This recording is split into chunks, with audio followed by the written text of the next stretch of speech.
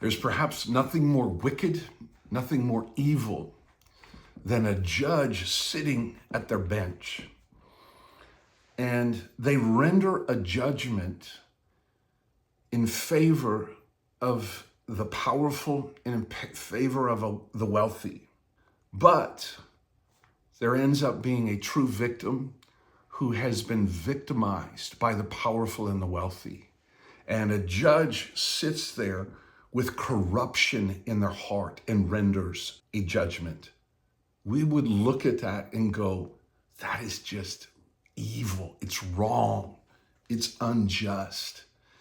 And I just want to give you that picture to maybe contrast it to actually the judge of the nations.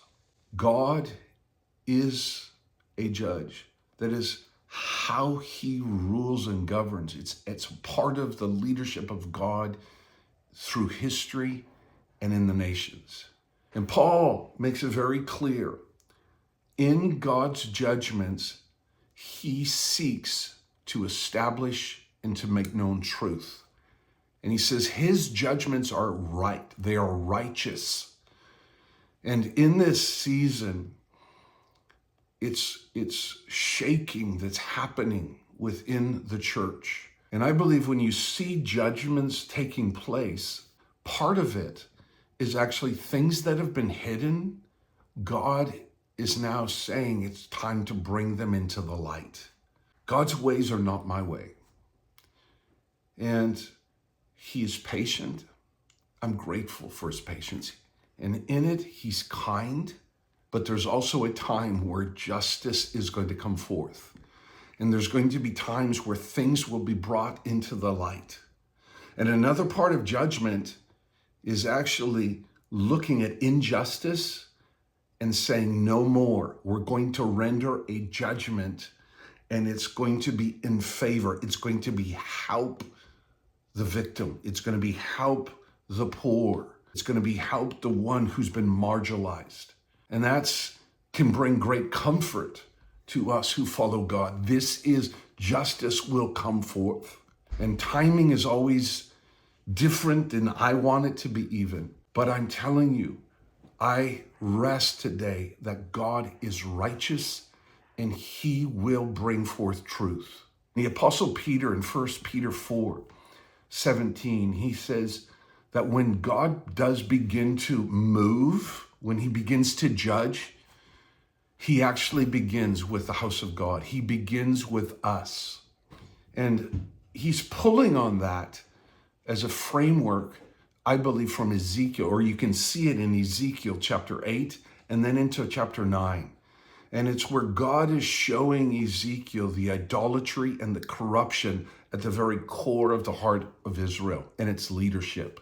And in verse 9, he allows Ezekiel to see into the very holy of holies. And what was taking place is there's 25 leaders, elders, and they all have their back to God.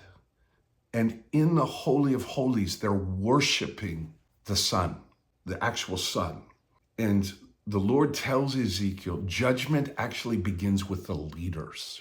And I just want to give you some of my thoughts on what is happening today is I think God is bringing judgment. And he's beginning with the church.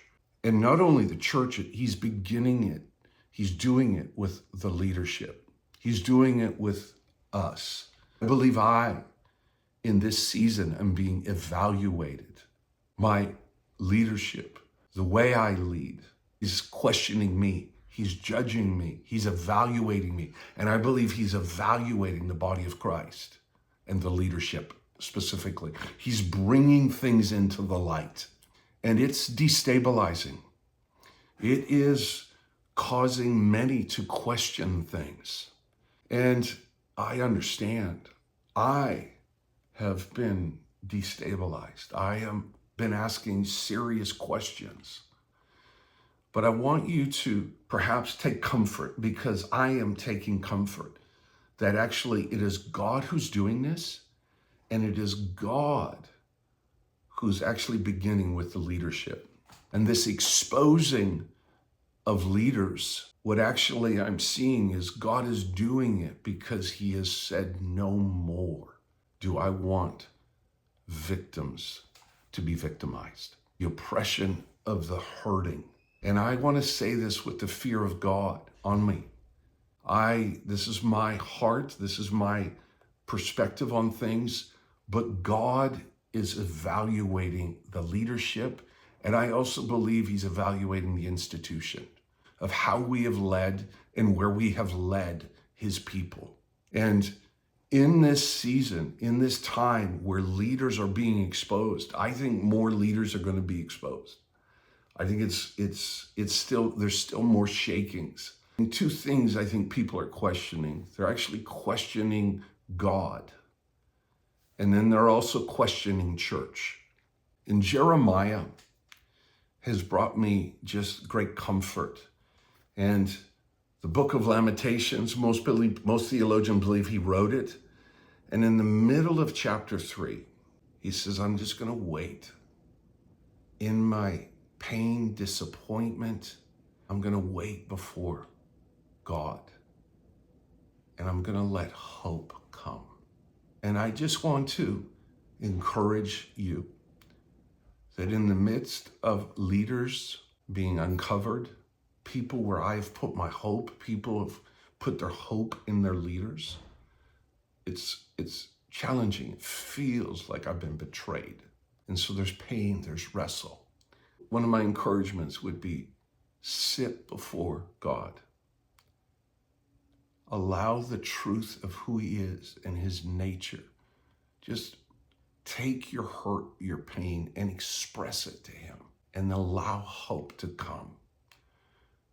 Because this time frame, I think it's important that we have truth at the very core of the church so that there's a purity and a holiness so that the gospel can have power. But a compromised church, a lying church, will not walk, I believe, in what we're called to when it calls to disciple others to look like Jesus. God bless you, and just sharing my heart and some of my thoughts. Much grace.